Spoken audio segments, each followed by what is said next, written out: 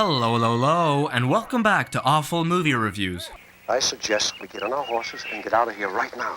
We've seen a saturation of the horror market with Frankenstein movies. We've had sequels, remakes, crossovers, monster mashups, spoofs, and movies that literally have nothing to do with the original Mary Shelley monster. And then you've got Frankenstein's Island. Oh boy, this movie is really one for the books. Yeah? Why's that? From the beginning to the end, it's such a terrible, appalling, and mind-numbing catastrophe of a motion picture. It's one of the worst movies I've ever seen. It's worse than Frankenstein vs. Dracula, and I know because I really do hate that film too, but Frankenstein's Island just takes the cake. It made me rip my own hair out even more. I don't know quite how to take it. But just before we get going, you guys already know the drill. If there's a bad movie you'd like me to review, just leave me a comment down below. And don't forget to like this video and subscribe to never miss out on another bad movie review every Friday and cult horror movie review every Tuesday. Don't concern yourself with him. Once the credits were rolling, I didn't understand what I just witnessed. The movie was lazy. It's got lazy written all over it. The director Jerry Warren was living on his ranch and hadn't made nor watched a single film in 15 years before he made this. The story goes that he learned that exploitation pictures were being profitable again, so in order to get a quick buck, he gave us what may very well be the worst Frankenstein film ever in existence. We've done it. I think we've really done it. In fact, this project is so lazy and uninspired that the original poster features a poorly drawn John Carradine from when he was featured on the poster of The Incredible Petrified World. They couldn't even be bothered to come up with original promotional material. They literally just copy-pasted his face onto the poster. Trying to summarize it up as best as possible, a group of scientists have their hot air balloons crash on an island. They are greeted by semi-nude Amazon women who dance like absolute idiots and... Wait, what is that? Are they smoking pot out of a skull? Hey, now you just take it easy. They are introduced to a group of eccentric characters from out of nowhere, like this drunk guy who has such an annoying laugh.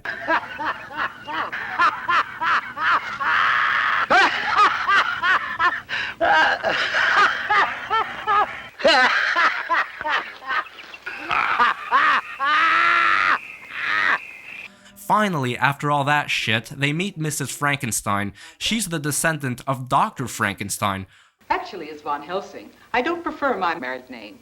Oh no, they actually dared to pull that one on us. But because it was once a landing site for men and women of a superior civilization. Are you saying that aliens landed here some time ago? The girls are direct descendants, although their blood is mixed with that of our own people.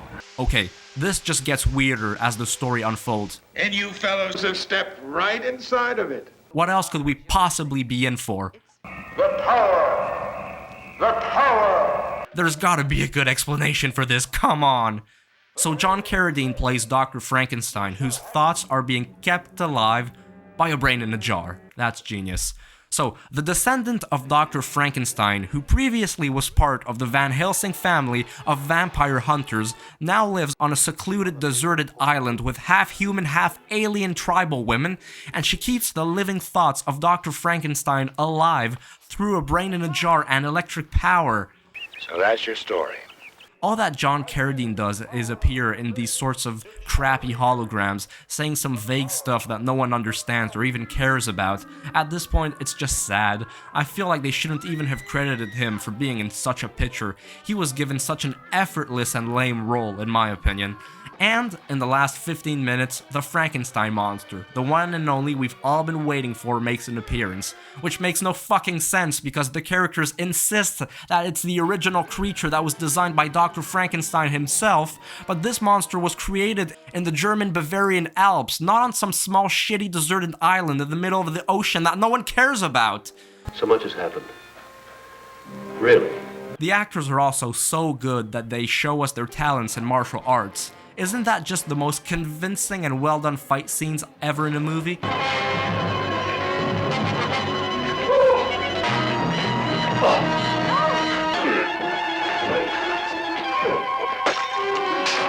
I respect actors that do their own stunts, but this is just extremely laughable. So, bottom note, if anyone wants to have an aneurysm, just watch Frankenstein's Island. What an extremely awful movie.